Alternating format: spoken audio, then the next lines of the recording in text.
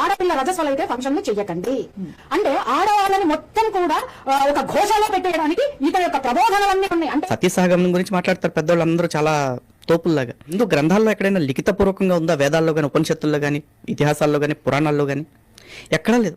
ఈ చర్చలకు వెళ్ళడం మొదలు పెట్టాక మేబీ ముండమోసినట్లు ఉన్నారు. యాక్చువల్లీ ఈ ముండమోపితనం అనేది హిందూ సంప్రదాయంలో బేసిక్ గా కూడా లేదు. అగ్ని పురాణం 222వ అధ్యాయం 19 నుండి 23 శ్లోకాలు. శ్లోకము దాని యొక్క తాత్పర్యం కానీ చూస్తే చూడండి.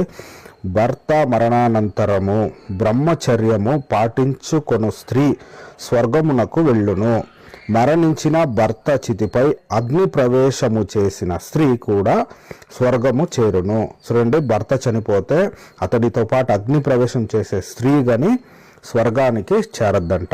కూర్మా పురాణం పూర్వార్థం 34వ అధ్యాయం 108, 109 శ్లోకాల్లో శ్లోకము దాని యొక్క తాత్పర్యము. భర్తతో కలిసి అగ్నిలో సహప్రవేశం చేసిన స్త్రీ భర్త బ్రాహ్మణుడు కృతజ్ఞుడు మహాపాతక దూషితుడైనను పరిశుద్ధుడగును.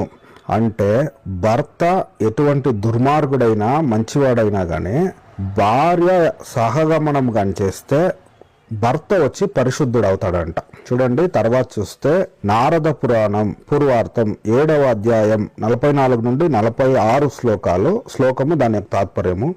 చాలా కాలము గడిచిన తర్వాత ఆ బాహువు వ్యాధిగ్రస్తుడై జార్వ మహర్షి ఔరవ మహర్షి ఆశ్రయము సమీపమున మరణించెను. గర్భవతిగానున్న బాహువు చిన్న భార్య చాలా కాలము పలు విధములుగా విలపించి సహగమను చేయుటకు నిశ్చయించుకొనెను. ఎండు కట్టెలను తీసుకొని వచ్చి చితిని పేర్చి మిక్కిలి దుఃఖముతో భర్త దేహమును చితిపై పరుండబెట్టి తాను చితిని ఆరోహించుటకు సిద్ధపడెను. చూడండి, ఇక్కడ స్త్రీ ఏం చేస్తుందంటే తన భర్త చనిపోతానే బాధపడి దుఃఖపడి తాను గని చితిలో పడేదానికి సిద్ధపడినట్టుగా నారద పురాణం చెప్తా ఉంది.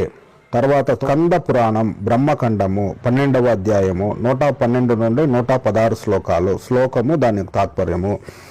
అక్కడక్కడ మనస్సున సదాశివుని ధ్యానిస్తూ తపమాచరించువాడు పిదప త్వరలోనే మనోజపుడు దేహమును వదిలి ఆ తీర్థ మహత్యము వలన రాజు శివలోకమునకు వెళ్ళాడు. అతని భార్య సుమిత్ర కూడా అతని శరీరమును కౌగిలించుకొని చితిని అధిరోహించి ఆమె కూడా అదే లోకమునకు చేరెను. చూడండి, రాజు యొక్క భార్య అయిన సుమిత్ర కూడా తన భర్తతో పాటు సతీ సహగమనం చేసిందని స్కంద పురాణంలో రాయబడి ఉంది. తరువాత ఈ ప్రజ్వలించు